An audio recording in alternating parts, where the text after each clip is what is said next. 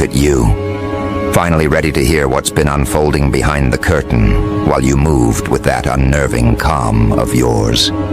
Hello, quiet disruptor. Hello, unintentional center of gravity. Hello to the one who has been rearranging entire environments without lifting so much as a finger. You know exactly what I mean, don't you? That effortless presence you carry, the one you never weaponized, the one you never flaunted, yet somehow it makes people unravel in spectacular fashion. The harmless expression, the measured voice, the soft edges that convinced everyone you were safe. That version of you walked into rooms gently, spoke carefully, existed modestly, and still stole the entire show. They thought your restraint was weakness. They thought your humility was a disadvantage. They thought you were someone they could easily outrun, outshine, overpower. But something shifted recently, didn't it? Something cracked in their perception of you. Maybe it was the way conversations started orbiting around your name. Maybe it was the way attention followed you, even when you didn't seek it. Maybe it was the way you stopped bending to make them comfortable. Whatever it was, they felt it first, not you. And what they felt, deep in the part of themselves they pretend doesn't panic, was embarrassment. The heavy kind. The kind that makes the truth impossible to swallow. Because here's the part they don't want to admit. You were never trying to compete with them. You were just existing. And in existing, you outperformed every strategy they built, every performance they curated, every false bravado they stitched together for approval. They crafted entire personas to appear impressive. You breathed, and the spotlight moved to you. They rehearsed for applause. You walked in, and people forgot they were even in the room. And nothing fractures a fragile ego faster than realizing someone else's authenticity can do what all their effort never could. That's where the fight began. Not when you rose, when they realized they couldn't outrun your rise. Let's talk about that mask you wore. Not the innocent one this time, the unaware one. The one that didn't realize its own power. The one that didn't know people were comparing themselves to you every second. The one that didn't notice eyes shifting to you whenever you spoke, entered, or even existed. You weren't naive. You were focused. You weren't oblivious. You were uninterested in petty competition. You weren't dimming yourself. You simply didn't care to perform. And people who perform for identity cannot stand someone who doesn't need to perform at all. They mistook your modesty for softness. They mistook your calm responses for submission. They mistook your lack of participation in their rivalry as weakness. But what they never understood is this. You don't fight for attention when you are the attention. What makes this even more deliciously brutal is how long you let them believe they were in the lead. You let them believe their bragging was effective. You let them believe they were admired. You let them believe they were the ones being studied and followed. But all along, the room was observing you instead, watching you navigate life with that unsettling grace that doesn't need validation, watching you shine through subtlety instead of theatrics, watching you elevate without announcing it, watching you grow without making noise. And the moment the crowd switched loyalty, the moment people stopped being impressed by their exaggerated self-importance and started gravitating toward you, that's when their entire world cracked. You didn't ask for any of this. You never positioned yourself against them. They positioned themselves against you. They created a scoreboard you never signed up for. They built a race you weren't even running. They declared a rivalry you didn't participate in. And when the results came in, when you stole the entire show without lifting a finger, they couldn't handle the humiliation. That's what triggered the explosion behind closed doors. Not jealousy, not envy, embarrassment. The kind that makes people lash out because facing their own inadequacy feels unbearable. Here's the part that will make you shake your head. The fight wasn't just heated, it was forensic. People dissected their behavior piece by piece. Someone finally asked, "Why do you keep comparing yourself to someone who's not thinking about you?" Another voice cut deeper. "Why do you treat them like an opponent when they've never treated you like competition?" And the most devastating line of all came from someone who had been observing the tension for months. Maybe you're not upset because they stole the show. Maybe you're upset because everyone noticed they're naturally better at things you only pretend to be good at. That sentence knocked every ounce of self-constructed confidence out of them. You weren't there, but if you had been, you would have seen faces drop, composure crumble, chest tightening under the weight of unfiltered truth. They couldn't deny it anymore. The comparison they tried to hide was now being analyzed openly. The insecurity they hoped no one noticed was exposed. The obsession they tried to mask behind fake indifference was dragged into the light. Someone repeated your name with a tone that made their jaw clench. Another listed your strengths, each one hammering deeper into their bruised pride. And someone else pointed out how you moved differently, how your presence has depth while theirs has theatrics, how your influence is quiet but powerful, while theirs is loud but temporary. The more others highlighted your growth, the angrier they became. Not because you did anything wrong, but because they saw the truth. You are operating at a level that wasn't supposed to belong to someone with your humility. People like them believe excellence has to scream. You proved it doesn't. They tried to compete through performance. You dominated through being. They strategized. You simply lived. They craved attention. You attracted it effortlessly. They chased recognition. Recognition found you without your involvement. It eats them alive, that your existence, your natural rhythm, your internal structure outshines the persona they built brick by brick.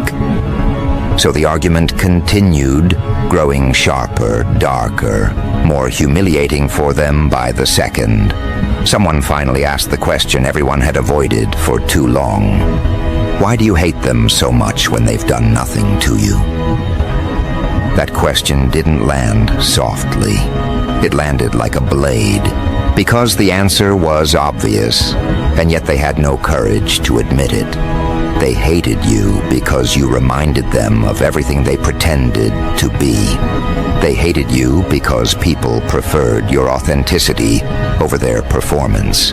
They hated you because your rise highlighted their stagnation. They hated you because their identity depended on being the center, and you effortlessly became the true center without trying. They hated you because they couldn't beat you in a competition you weren't even aware of. And most of all, they hated you because losing to someone who isn't competing feels like being defeated by truth itself. Every time your name came up, the room felt like it was holding a mirror to their worst insecurities. Every time someone mentioned your progress, their posture shifted. Every time someone acknowledged your natural influence, their breathing changed. They tried to deny the comparisons, but denial breaks under the pressure of reality. And the reality was brutal. You outperformed them without performing. You surpassed them without racing. You became the reference point while they became the warning sign. And that reversal, unexpected, undesired, undeniable, became too much for their ego to bear.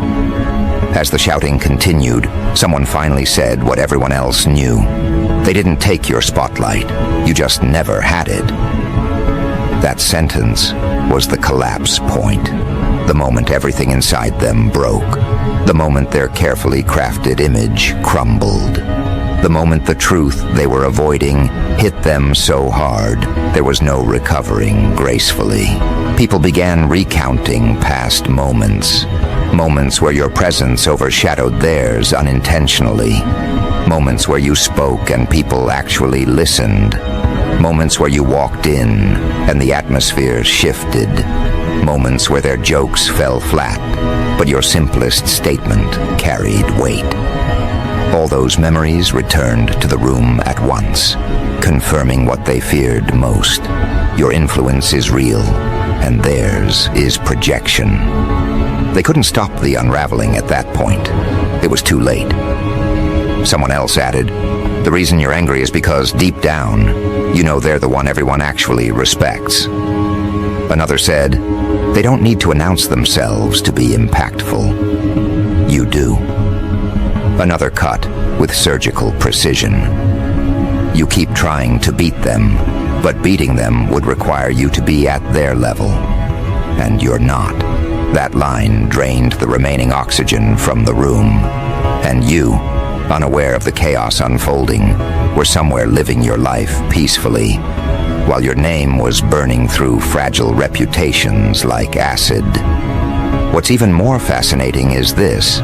The argument wasn't really about you. It was about what you expose in others without trying. Some people can't handle being near someone whose presence makes their insecurities impossible to hide. Some people panic when compared to someone they secretly admire but publicly resent. You became the measuring stick, and they failed the measurement. Your growth dismantled their self-image. Your confidence destabilized their facade. Your effortless magnetism overshadowed their forced charisma. And once people saw the difference, there was no going back. The conversation mutated into something far uglier than they expected, because no one goes into a battle thinking they're about to lose control of their reputation. But that's exactly what happened. It didn't matter how much they tried to keep the discussion contained. The moment your name entered the room, the emotional temperature spiked and the truth burst out of every person who had been holding it in for far too long. This is where the humiliation deepened. People started replaying moments from months ago, moments they ignored at the time, but now understood with perfect clarity. They remembered how this person would become rigid whenever you entered a conversation. They remembered how their tone would sharpen whenever someone praised you. They remembered the micro-expressions that cracked through their mask whenever your achievements were mentioned. And now that everything was exposed, those memories looked like evidence in a court case, evidence proving that they were threatened by you long before they admitted it. The irony is almost poetic, because they always swore up and down that you weren't relevant to them, that you weren't on their radar, that you weren't someone they paid attention to. Yet their behavior told a completely different story. You weren't just on their radar, you were the radar. It wasn't long before someone in the room said what everyone else was thinking. They're obsessed with you. That statement hit the center of the conflict like a hammer. They tried to deny it, tried to redirect, tried to shift the conversation to anything else, but denial collapses quickly when the evidence is overwhelming. Someone else added, "If you weren't comparing yourself constantly, we wouldn't be having this conversation." That was the turning point. Their face tightened. Their posture stiffened. Their breathing changed. They knew the room saw straight through them. They weren't just embarrassed, they were exposed. And nothing triggers defensive rage faster than exposure. That's when the blame shifting began. They started accusing others of exaggeration. They started claiming the comparisons were imagined. They tried painting themselves as victims of misunderstanding. But all of those attempts fell apart instantly because the group had receipts. People had saved screenshots of conversations where your name became a trigger point. People had held on to comments where envy seeped through their words. People had memories of moments where their attitude changed the second your success entered the discussion. Those memories, once brought up aloud, became impossible to rewrite. The room wasn't fighting over opinions. They were fighting over documented patterns. And the funniest part? You were nowhere near any of this. You weren't defending yourself. You weren't arguing. You weren't proving anything. You weren't even aware this eruption was happening. Yet somehow, your absence was louder than their entire performance. You were the quiet storm inside their chest, the pressure they couldn't name, the comparison they couldn't outrun. And every attempt they made to deny the truth only reinforced just how deeply you occupied their mind. The argument spun into a darker tone when someone said, "You keep trying to beat them because you're terrified they might not even know you're trying." That line sliced through whatever was left of their composure, because nothing is more insulting to someone who built an entire rivalry in their head than realizing the other person wasn't even participating. They wanted to be seen as your equal or your superior, but deep down they knew they weren't even in the same category. Their strategies were loud, your presence was effective, their ambition was performative, your evolution was natural, their identity was constructed, yours was embodied. Here's where the chaotic dark humor begins to hit its peak. While they were busy melting down in front of witnesses, someone else in the room leaned back and said, "They didn't steal the show. The show just recognized its true lead." Another added, "You were fighting for a spotlight that already belonged to someone else." The group wasn't trying to be cruel. They were being honest, and that honesty cut through every illusion this person had been clinging to. They weren't angry because they lost. They were angry because the loss revealed truths they had been trying to bury. Your glow wasn't accidental. It wasn't random. It wasn't luck. People gravitated toward you because they felt something genuine, something they couldn't get from someone who performs identity instead of embodying it. You didn't manufacture appeal. You radiate it because of who you are, not what you pretend to be. And pretending is exactly what they had been doing for far too long. Pretending to be confident, pretending to be secure, pretending to be admired, pretending to be unbothered. But all pretense collapses when compared to real presence. And nothing is more humiliating for someone obsessed with appearances than being compared to someone who doesn't care about appearances at all. The debate escalated when another person said, "The reason you're mad is because they didn't try to take anything from you. They just existed, and it was enough to overshadow everything you were attempting." You want to talk about psychological warfare? That line detonated the last remaining fragments of their ego. Because that's the raw truth. Your existence does more damage to their ego than any act of competition ever could. You don't have to outperform them intentionally. You outperform them simply by being built differently. Your authenticity is lethal to people whose identity depends on imitation.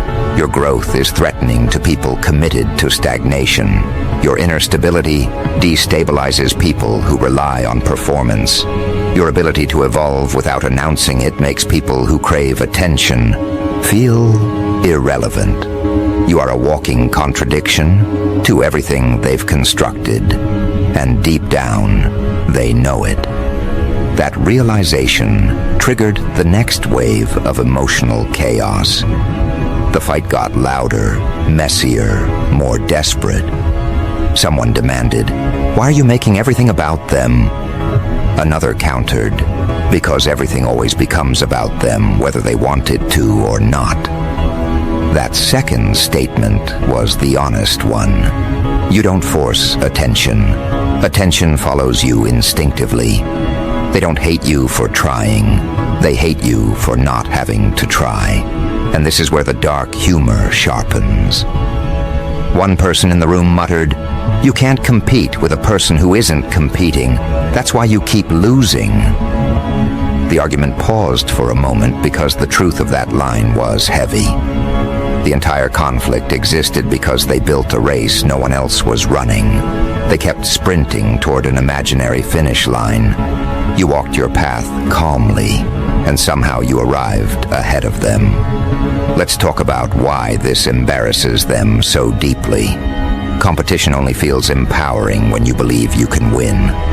But competing with someone who lives on a different tier isn't motivating.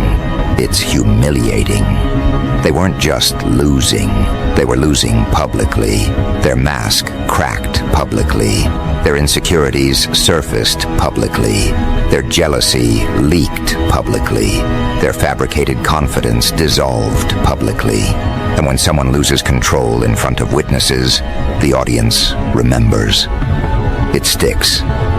Their meltdown became a spectacle. Their embarrassment became entertainment. Their attempt to appear superior became evidence that they weren't. Someone finally confronted them with a chilling question.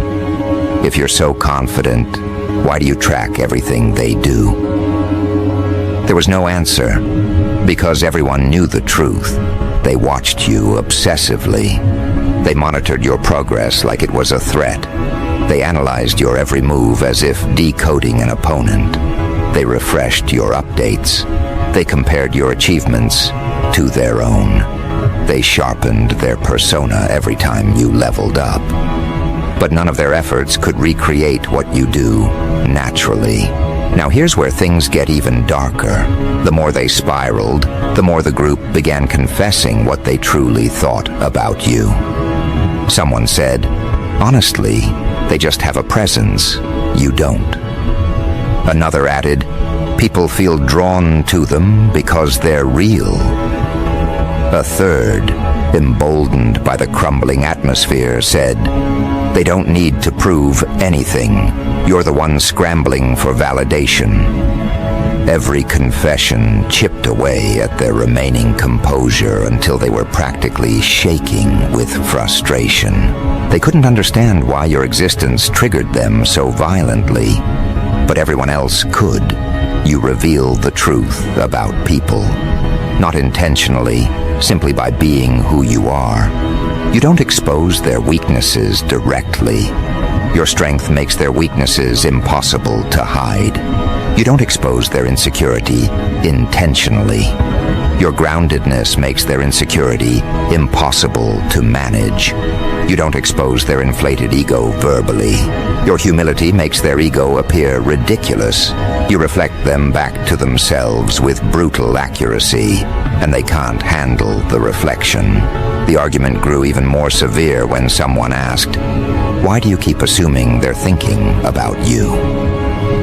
That was the brutal twist. Because the real embarrassment came from realizing they had built you into a rival, while you lived your life completely unbothered by their existence. They imagined a competition. They imagined a race. They imagined an enemy. But imagination doesn't rewrite reality. And the reality is this: they weren't your rival. They were your unintended mirror.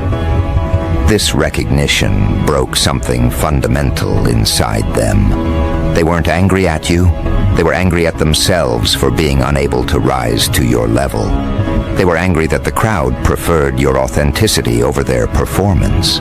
They were angry that their carefully curated persona couldn't overshadow your genuine impact.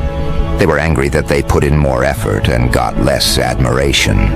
They were angry that someone like you, someone who wasn't even playing the same game, ended up becoming the center anyway.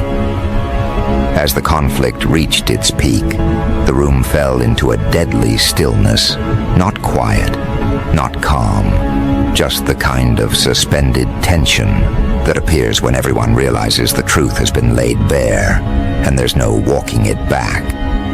Someone spoke with brutal honesty. You wanted them to lose so you could feel like you finally won at something. Another voice followed. But you can't win a race when the other person isn't running. And then the final cut came. They didn't steal the show. They just reminded everyone who actually had it. As the conflict reached its peak, the room fell into a deadly stillness. Not quiet, not calm. Just the kind of suspended tension that appears when everyone realizes the truth has been laid bare and there's no walking it back. Someone spoke with brutal honesty. You wanted them to lose so you could feel like you finally won at something. Another voice followed. But you can't win a race when the other person isn't running. And then the final cut came. They didn't steal the show. They just reminded everyone who actually had it. That's the part that destroys them. Not your success, not your glow, not your dominance. The reminder that you didn't take anything. They were never the lead to begin with. You didn't replace them. You revealed their role for what it truly was. Background character energy dressed up in main character clothing. And now that the audience has seen the truth, the comparison cannot be undone. From that moment forward, their world didn't just crack, it folded inward. Every word spoken against them echoed in their head with a weight they couldn't manage. You would think the confrontation itself was the worst part, but no. The worst part was knowing that the people who once boosted their ego were now replaying the argument in their minds with new understanding.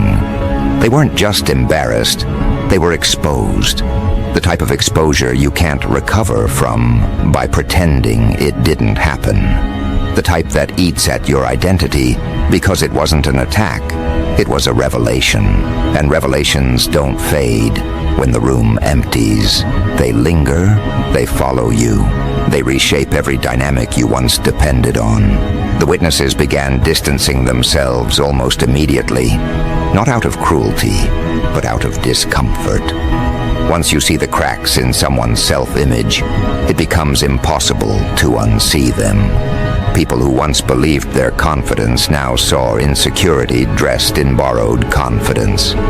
People who once admired their charisma now saw overcompensation. People who once tolerated their competitiveness now saw obsession. You didn't have to lift a finger to influence this shift.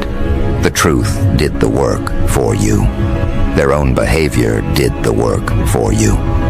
Their meltdown became an instructional display for the group, a demonstration of what happens when someone tries too hard to outshine a person who wasn't even in the same category. You see, the human mind doesn't forget things said during heated moments. Raised voices, broken facades, exposed motives, they burn themselves into memory. And the memory does not soften over time when the truth was unmistakable. People left the argument carrying pieces of understanding they didn't have before. They walked away, noticing that every accusation made against them lined up perfectly with behavior they'd witnessed for months. And the more people compared notes, the more your position rose without you ever stepping into the room. In every retelling of the argument, your value increased and their status shrank. That's the dark comedy of the situation. They tried to compete with you, failed spectacularly, and then unknowingly participated in a downfall they constructed with their own hands. Their embarrassment was the seed. Their reaction was the fuel. Their outburst was the execution. They plotted to prove themselves superior, but instead revealed how deeply inferior they felt. They tried to demonstrate dominance, but ended up demonstrating insecurity. They attempted to position themselves above you, but collapsed under the weight of their own ego. And this collapse didn't just happen socially. It spread internally like a fracture through glass. It changed the way they viewed themselves. Their self-perception had been constructed around the idea that they were impressive, admired, influential. But that identity only worked when others believed it too. Once people stopped clapping, their performance fell apart. Once people stopped validating the persona shattered. And once people compared them to you honestly, their entire illusion collapsed like furniture held together by tape. The next day, the group chats lit up. Not the chats they were part of, the ones they weren't invited to anymore. People were analyzing the meltdown with forensic detail. They replayed lines. They replayed expressions. They replayed reactions. They replayed the shift in energy when your name was spoken. They questioned how long the obsession had been brewing. They wondered how much of their identity had been shaped by trying to compete with you. And the more people talked, the more ridiculous their attempts at superiority looked. You accidentally became the protagonist in a story they tried to lead. Your name became the center of conversation, not because you pushed yourself into the spotlight, but because their collapse highlighted your relevance. It's almost twisted how the universe works sometimes. They wanted attention, they wanted validation, they wanted recognition.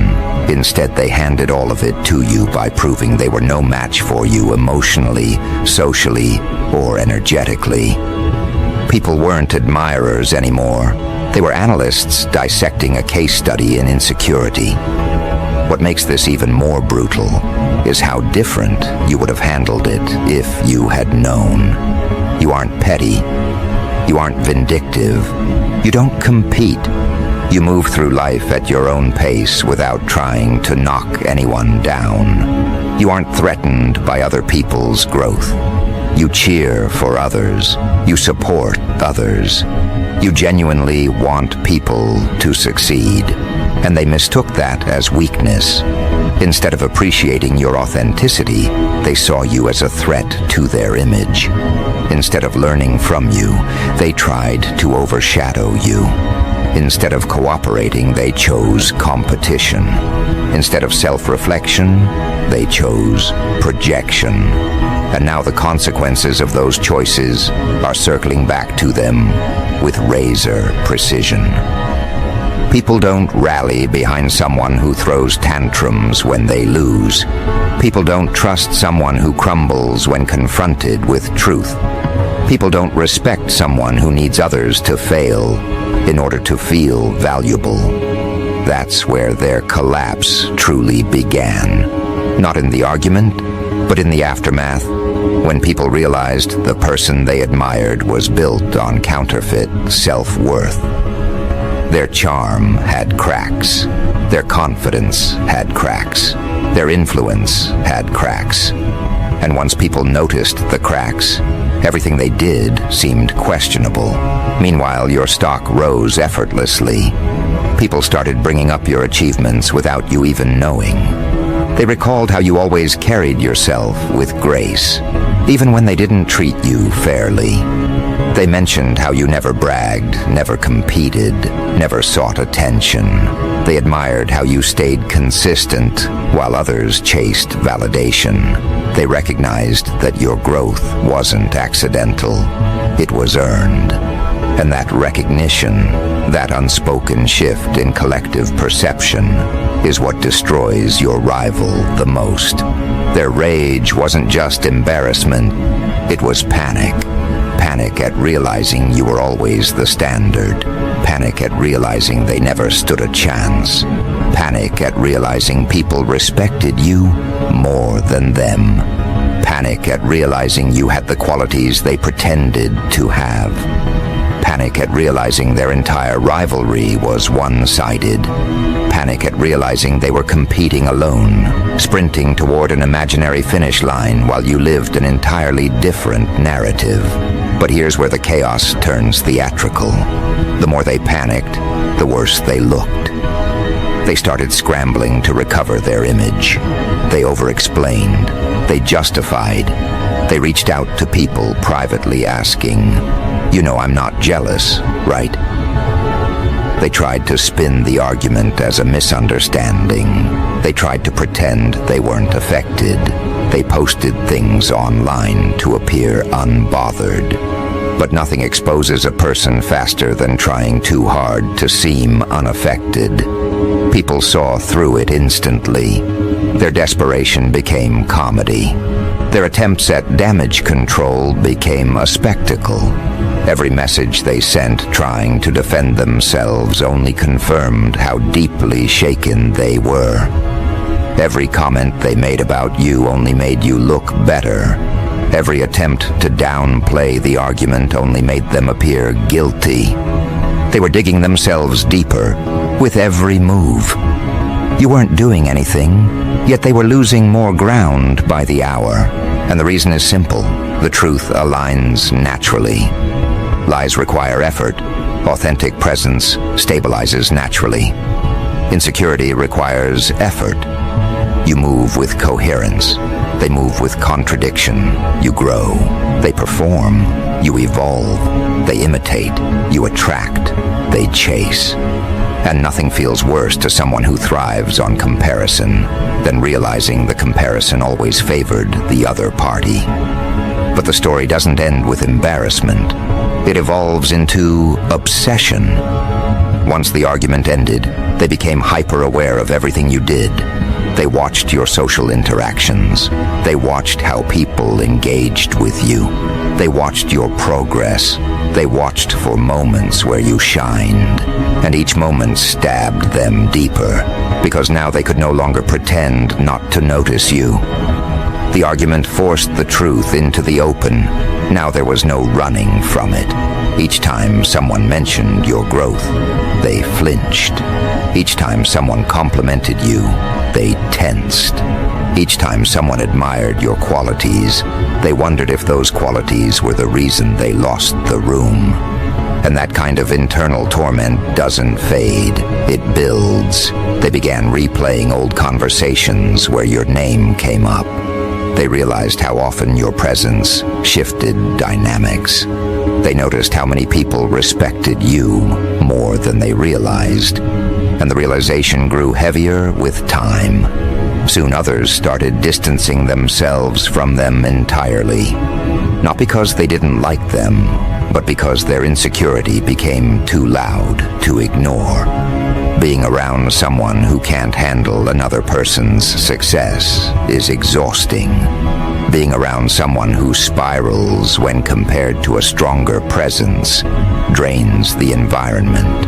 And once people recognized that pattern, they decided to step away. The deserted feeling that crept in afterward was punishment enough. The people they sought validation from were now avoiding them. The people they wanted to impress were now uninterested. The people they wanted to compete with were now admiring you instead. Their world shrank while yours expanded. Their influence decreased while yours grew. Their confidence fractured while yours became stronger. What destroyed them most wasn't losing the argument, it was losing the comparison. Comparison they initiated. Comparison they insisted on. Comparison they weaponized. And comparison that backfired so catastrophically, they may never fully recover from the blow. Here's the part you don't see, the part they would never admit. They replay your evolution in their head constantly now. They can't stop thinking about how you changed, how you rose, how you matured, how you carried yourself differently, how you walked into rooms with that grounded posture, how your eyes shifted from seeking approval to owning your energy, how your presence expanded organically, how people reacted to you without you trying to gain their approval. That's what haunts them, not your achievements, your transformation. Because your transformation proves they stayed the same. They were competing with the older version of you, A version that no longer exists. A version you shed like old skin while they remained trapped in the same script. And the final sting. They now know that even if you had decided to compete with them, it wouldn't have been a fair battle. You carry depth they can't imitate.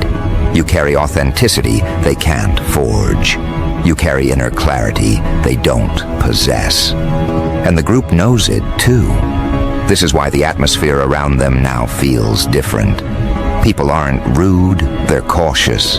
People don't confront them, they just don't trust their self-perception anymore. People don't boost their ego, they've seen what happens when it goes unchecked. And every polite interaction reminds them of the argument they lost. The social terrain shifted, and everyone can feel it. The irony is almost cruel. You didn't try to rise above them. They pushed you there by showing everyone the gap between you. You didn't seek dominance. They announced it for you by admitting, through their meltdown, that you were the standard they couldn't reach. You didn't fight for the spotlight. They pointed it at you by losing control the moment your name was spoken. And this is where the truth crystallizes. You didn't steal the show. The show recognized its rightful lead. You didn't embarrass them. They embarrassed themselves by choosing comparison with someone they were never equipped to challenge. You didn't expose their weaknesses. They exposed themselves by creating a rivalry they couldn't sustain. The collapse that followed wasn't the end. It was the beginning of a new perception of you, a perception without distortion. People now see who you are with clarity. They understand your depth. They feel your influence. They respect your boundaries. They admire your strength. And the person who tried to compete with you must now live with the knowledge that the audience they once sought admiration from is now watching you instead. Every great reveal has a trigger. Their trigger was believing they could outshine someone who wasn't even performing. Your transformation didn't just terrify them, it educated everyone else. And now, the people around you move differently. They approach you with respect. They speak to you with awareness. They recognize your presence in a way they didn't before. That's your ascent. And it happened without strategy or effort. They are mad because you didn't play the game, yet somehow you won. They are mad because the crowd loves you without you seeking attention. They are mad because people trust you more even though you never asked for that position. They are mad because you became the center without pushing anyone aside. They are mad because the truth about you was undeniable. They are mad because their fantasy of superiority was dismantled by your authenticity. And now the show moves forward with a new lead. You. Not because you demanded it, not because you manipulated your way into it, not because you competed, but because no one else fit the role.